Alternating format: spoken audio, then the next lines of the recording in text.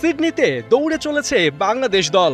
আচ্ছা বলুন তো, ওয়ার্ম আপ সেশনে ঋতুপর্ণাদের এই দৌড় কোন দিকে? প্রশ্ন অদ্ভুত হলেও অনেকে বলবে মাঠের বাম থেকে ডান দিকে, কিন্তু না, এই দৌড় স্বপ্নের দিকে। প্রথমবারের মতো এশিয়ান কাপ খেলতে যাওয়া বাঘিনীরা বাংলাদেশকে এরই মধ্যে গর্বিত করেছে। এখন সেই প্রাপ্তির ডালাটা পূর্ণ করার পালা। রাত পোহালেই পর্দা উঠছে ২১তম এএফসি নারী এশিয়ান কাপের। প্রথম দিন পার্থে ফিলিপিন্সের মুখোমুখি হবে স্বাগতিক অস্ট্রেলিয়া। অবশ্য বাংলাদেশের মাঠে নামার সময় আরও খানিকটা বাকি। ৩রা মার্চ বাঘিনীদের ম্যাচ ডিফেন্ডিং চ্যাম্পিয়ন চীনের বিপক্ষে।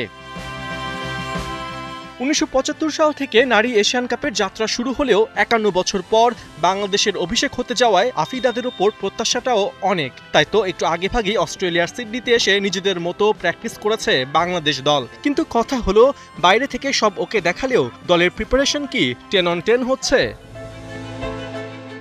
২০ ফেব্রুয়ারি অস্ট্রেলিয়ায় পৌঁছানোর পর জানা যায় কোনো ফিজিও নেই বাংলাদেশ দলে। নিয়মিত ফিজিও জাকিয়া রহমান ভিসা করালেও দলের সাথে যেতে পারেননি শারীরিক অসুস্থতায়। স্বাভাবিকভাবেই প্রশ্ন ওঠে, এত বড় টুর্নামেন্টে বাফুফে কি আগেভাগে কোনো ব্যবস্থা নিতে পারেনি?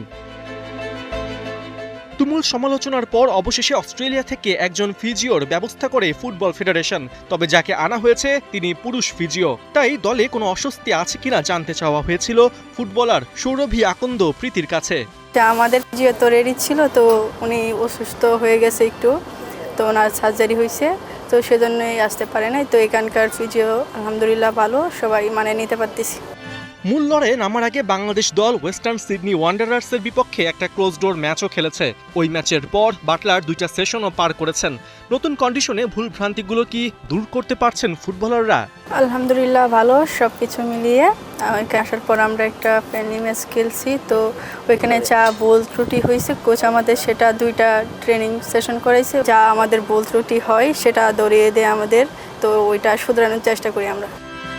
বাংলাদেশ দলে এবার বয়সভিত্তিক, আরও নির্দিষ্ট করে বললে অনূর্ধ্ব ১৯ দলের 2জন ফুটবলার জায়গা পেয়েছেন। একজন আলপি আক্তার আর অন্যজন সৌরভী আকন্দ প্রীতি। জাতীয় দলে অভিষেক এশিয়ান কাপের মতো মঞ্চে হতে যাচ্ছে বলে সৌরভী কি কিছুটা নার্ভাস? যদি আমি খেলার সুযোগ পাই তো আমি আমার বেস্টটা দেওয়ার চেষ্টা করবো। তার এই প্রথমবার বাংলাদেশে তো একটা বড় মঞ্চে আসছে, তো এটা ভালো লাগারই কথা। পার্থ বণিক, ৭১।